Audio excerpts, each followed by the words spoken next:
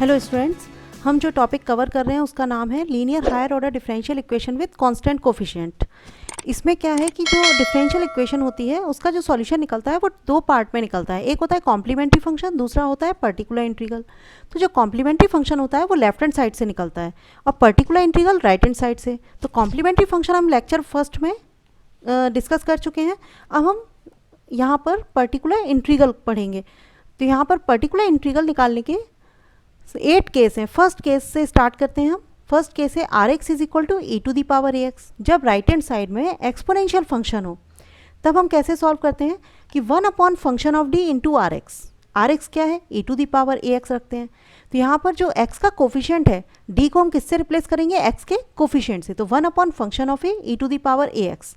इसमें function of A कैसा होगा, जब नॉट इक्वल टू 0 होगा तब ये केस लगेगा। अगर यहाँ पर हमने डिनोमिनेटर में डी को ए से रिप्लेस किया, मतलब एक्स के कोफिशिएंट से, और वैल्यू हमारी 0 आ गई, इसका मतलब केस फेल हो गया। जब केस फेल हो गया तो हम इस टाइप के जब केस फेल हो जाता है तो ये फॉर्मूला है आपके पास 1 upon D minus A whole to the power N E to the power A X is equal to X to the power N upon factorial N E to the power A X. मतलब for example अगर हम देखते हैं कि E to the power X है यहाँ पर और अपॉन में दिया है डी माइनस 2, तो यहाँ पर x का कोफिशिएंट क्या है, 1। तो जब हम 1 रखेंगे यहाँ पर, जैसे फर्स्ट केस हम लगा रहे हैं, हमारे पास फंक्शन ऑफ d है d माइनस 2, तो x का कोफिशिएंट क्या है, 1। 1 रखेंगे तो क्या हो जाएगा, 1 माइनस 2, मतलब केस फेल नहीं हो रहा है, minus E to the power x। ये हमारा आंसर हो जाएगा, पर्टिकुलर इंटीग्रल आ जाएगा। ठीक है, यहाँ पर अपॉन में जो वैल्यू दी है मतलब फंक्शन ऑफ d वो नॉट इक्वल टू 0 हो रहा है। लेकिन अगर हम इस टाइप से लें कि E to the power x, और यहाँ पर लेते हैं हम d माइनस 1 होल स्क्वायर, या d माइनस 1 की पावर 1, या डी माइनस 1 की पावर 3, कुछ भी। तो यहाँ पर x का कोफिशिएंट अगर 1 रखते हैं तो 1 माइनस 1 क्या हो रहा है, 0।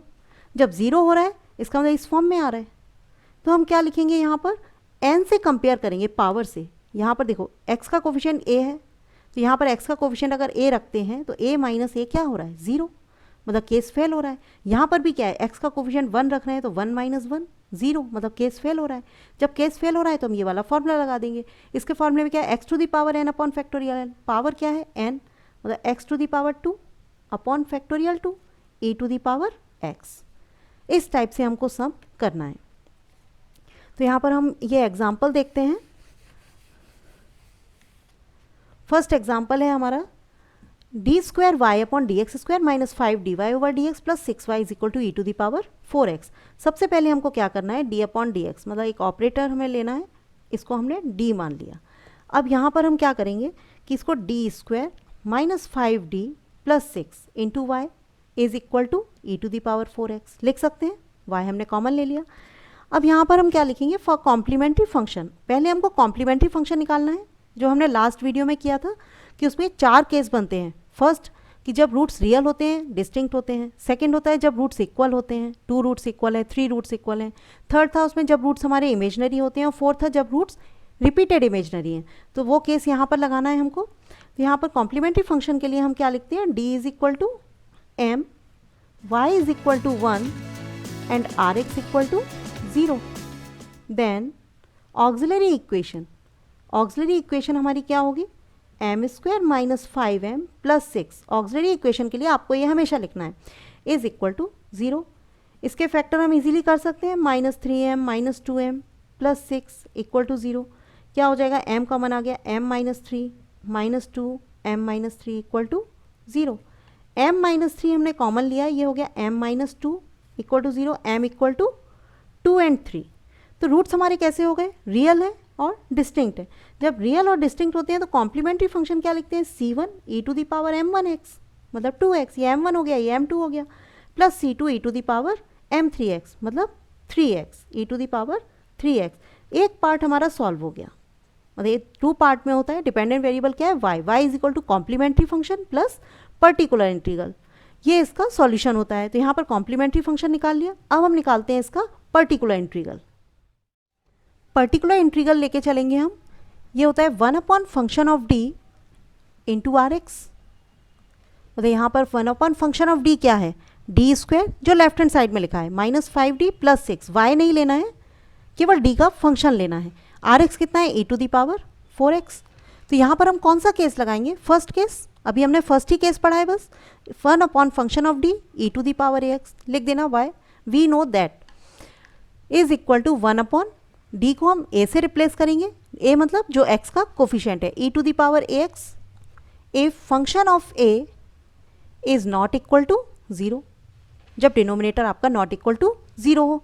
तो यहाँ पर हो जाएगा E to the power 4x upon कितना हुआ, d इज इक्वल टू क्या रखेंगे हम, x का जो कोफिशिएंट है, x का कोफिशिएंट d में रखेंगे, तो d स्क्वायर है तो उसका स्क्वायर हो जाएगा, d है तो केवल 4 आ जाएगा। तो यहाँ पर कितना हो जाएगा 16 माइनस 5 इंटू 4 प्लस 6, ये हो जाएगा E to the power 4x upon 16 minus 20 plus 6, कितना हुआ ये E to the power 4x upon 22 minus 20, ये हो गया 2, ये हमारा आ गया पर्टिकुलर इंटीग्रल। अब इसका कंप्लीट सॉल्यूशन क्या होता है, दोनों को हम ऐड कर दें हमारा कंप्लीट सॉल्यूशन आ जाता है। y is equal to complementary function plus particular integral, y is equal to c1, जो हमारा कॉम्प्लीमेंट्री फंक्शन था वो क्या था c1 e to the power 2x, roots हमारे डिस्टिंक्ट थे, एक 2 था एक 3 था, c2 e to the power 3x plus e to the power 4x upon 2, ये हमारा फाइनल आंसर आ गया। अब हमें इस पे हम एक और एग्जांपल लेते हैं जिसमें अभी यहाँ पर कौन सा केस लगा, केवल फर्स्ट। अब इसमें केस जब फेल हो जाता है तो एक ऐसा सम लेते हैं जिसमें ये भी लग जाए और साथ में जो केस फेल हो रहा है वो भी साथ में लग जाए।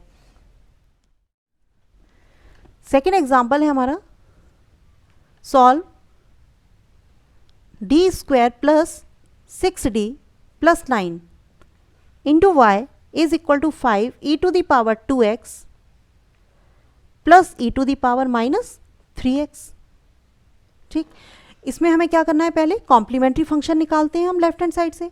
क्या लिखेंगे, for complementary function put d is equal to m, y is equal to 1 and rx equal to 0। Then auxiliary equation, इसकी ऑक्सिलरी इक्वेशन क्या हो जाएगी, m square plus 6m plus 9 equal to 0।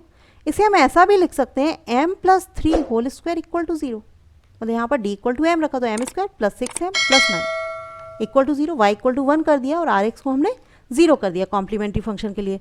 m is equal to हो जाएगा -3, roots हमारे कैसे हैं, real हैं एंड इक्वल हैं।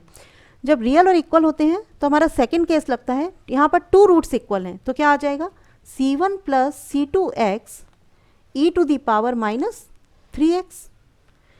इसी तरह से अगर 3 रूट्स इक्वल होते तो हम क्या लिखते, c1 plus c2x plus c3x square. Particular integral होगा हमारा 1 अपॉन फंक्शन ऑफ d, हमेशा इसी में वैल्यू हम पुटअप करते हैं, 1 upon function of d rx। Function of d क्या है हमारा, d का फंक्शन ये है, यहाँ लिख सकते हैं 1 upon D square plus 6d plus 9। ठीक, ये हो गया, न्यूमरेटर में क्या है rx, जो x का फंक्शन है, e to 5 e to the power 2x plus e to the power minus 3x। अब इसको सेपरेट कर सकते हैं, ये हो जाएगा 5 upon D square plus 6d plus 9, इसको हम d प्लस 3 का भी होल स्क्वायर लिख सकते हैं और इजी हो जाएगा, d plus 3 whole square e to the power 2x plus 1 upon d plus 3 whole square e to the power minus 3x। तो यहाँ पर देखो x का कोफिशिएंट जब हम 2 d पे रखेंगे तो क्या हो जाएगा, केस फेल नहीं हो रहा है, मतलब सॉल्व हो जाएगा।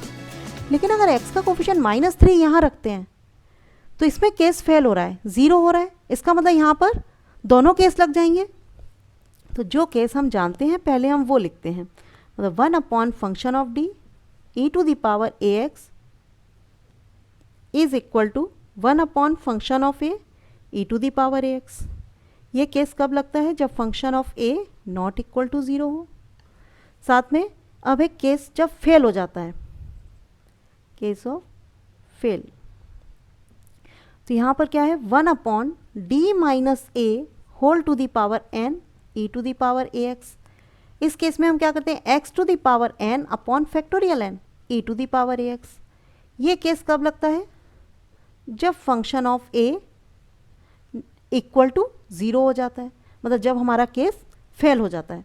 तो यहाँ पर हम वैल्यू रख सकते हैं 5 अपॉन x का कोफिशिएंट मतलब d को किससे रिप्लेस करना है, a से, तो x का कोफिशिएंट 2 रखेंगे हम, d की जगह कितना हो जाएगा 2 + 3 whole square e to the power 2x plus यहाँ पर अगर हम रखते हैं x का कोफिशिएंट -3 तो केस फेल हो रहा है, तो अगर हम इसे इस फॉर्म में लिखना चाहें d - a फॉर्म में तो ऐसा भी लिख सकते हैं d - -3 whole square e to the power -3x।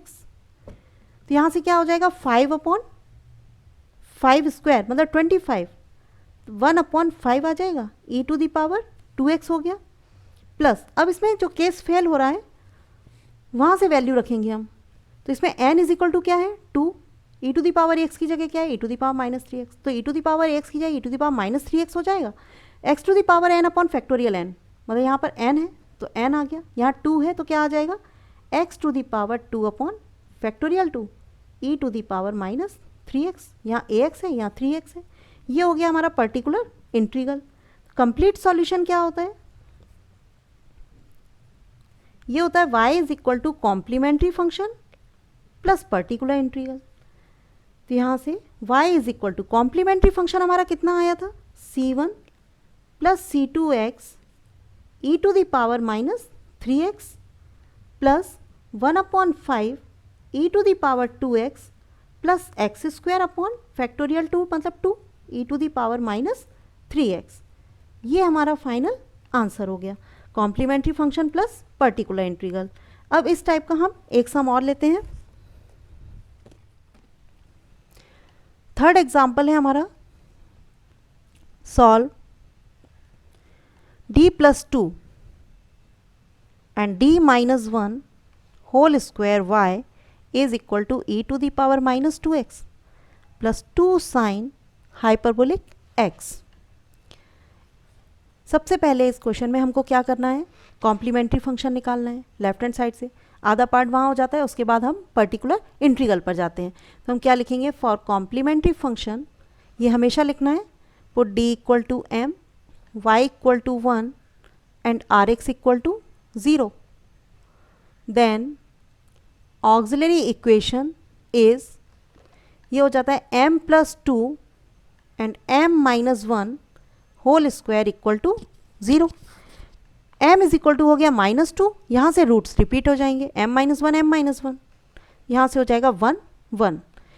एक रूट आपका डिस्टिंक्ट हो गया, 2 रूट्स आपके इक्वल हो गए। तो यहाँ पर कॉम्प्लीमेंट्री फंक्शन एक में डिस्टिंक्ट वाला फॉर्मूला लगेगा, इन दोनों में इक्वल वाला, मतलब c1 e to the power -2x plus 2 roots equal है मतलब c2 + c3x e to the power x, 1x मतलब e to the power x।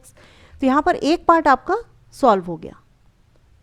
अब हमें इसका सेकंड पार्ट निकालना है। अगर यहाँ पर 3 रूट्स इक्वल आते हैं 1 1 1 तो क्या लिखते हैं हम, c2 + c3x + c4x²।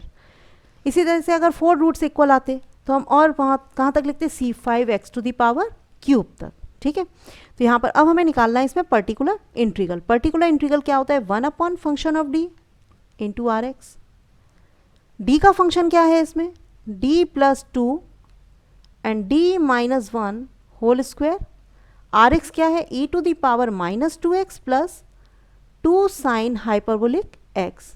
अभी तक हमने केवल एक ही केस पढ़ा है, एक्सपोनेंशियल केस।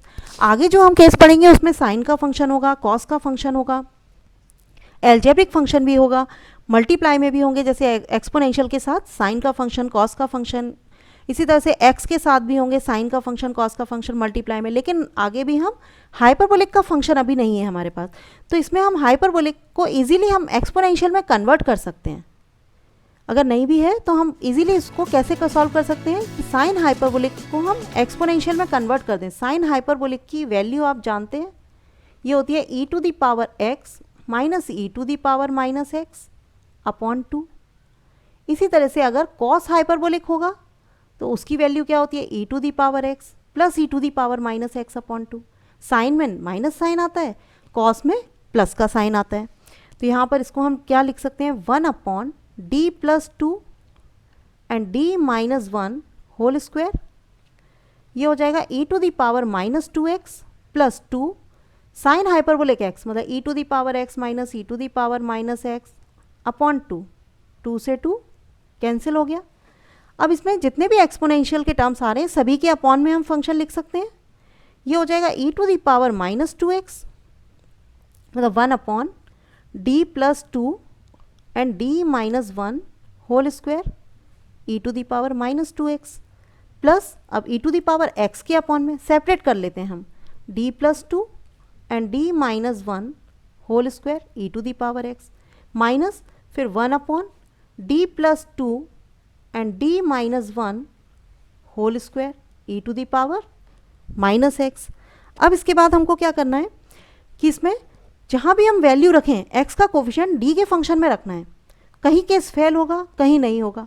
जैसे x का कोफिशिएंट रखेंगे -2 तो यहाँ केस फेल हो रहा है लेकिन इसमें नहीं हो रहा है। x का कोफिशिएंट 1 रख रहे हैं तो यहाँ केस फेल हो रहा है, यहाँ नहीं हो रहा है। x का कोफिशिएंट -1 रख रहे हैं, यहाँ कहीं भी फेल नहीं हो रहा है। तो जहाँ फेल नहीं हो रहा है पहले हम वहाँ रखते हैं वैल्यू, और जहाँ फेल हो रहा है उसमें हम बाद में अप्लाई कर देंगे वैल्यू। तो यहाँ पर क्या होगा, 1 अपॉन फंक्शन ऑफ d, पहले हम केस लिख लेते हैं, e to the power ax is equal to 1 upon function of a e to the power ax। ये केस कब लगता है, जब function of a not equal to 0 हो। फिर 1 upon d minus a whole to the power n e to the power ax। ये होता है x to the power n upon factorial n e to the power ax। ये case कब लगता है, जब function of a equal to 0 होता है। तो यहाँ पर हम क्या कर सकते हैं, इसमें x का कोफिशिएंट -2 यहाँ नहीं रखेंगे क्योंकि इसमें रखने पर 0 हो रहा है। हम कहाँ रखेंगे, यहाँ पर। तो -2 -1 -3 का whole square 9 1 upon 9 and d plus 2 है तो इसको इस फॉर्म में लिख सकते हैं, d माइनस -2 d माइनस -2, ठीक, e to the power -2x plus 1 upon, अब यहाँ x का कोफिशिएंट 1 यहाँ रखने पर 0 नहीं हो रहा है तो हम यहाँ रखते हैं, इसमें रखने पर 0 हो रहा है, मतलब d माइनस 1 होल स्क्वायर यहाँ नहीं रखेंगे, e to the power x minus e to the power -x upon, इसमें कहीं भी 0 नहीं हो रहा है, मतलब x का कोफिशिएंट -1 रखेंगे d की जगह, तो -1 प्लस 2 1, यहाँ रखेंगे -1 -2 का होल स्क्वायर 4। अब इसमें जब फॉर्मूला लगाएंगे तो यहाँ पावर कितनी है, 1 है, यहाँ पर पावर कितनी है, 2 है। तो यहाँ पर जब फॉर्मूला हम लगाएंगे ये वाला केस फेल वाला, तो क्या हो जाएगा, x to the power n upon factorial n, मतलब यहाँ पर क्या है, पावर 1, तो 1 अपॉन 9 ये तो पहले से है, x to the power 1 upon factorial 1 e to the power -2x, exponential तो फंक्शन वही रहता है, उसमें चेंज नहीं होता, प्लस 1 अपॉन 3, यहाँ पर कितनी है पावर 2, तो x टू द पावर कितना हो जाएगा, x to the power 2 upon factorial 2 e to the power x minus e to the power -x upon 4। ये हो गया हमारा पर्टिकुलर इंटीग्रल। अब कंप्लीट सॉल्यूशन क्या होता है, दोनों को हम ऐड कर देते हैं तो हमारा कंप्लीट सॉल्यूशन आ जाता है, y equal to y c plus y P.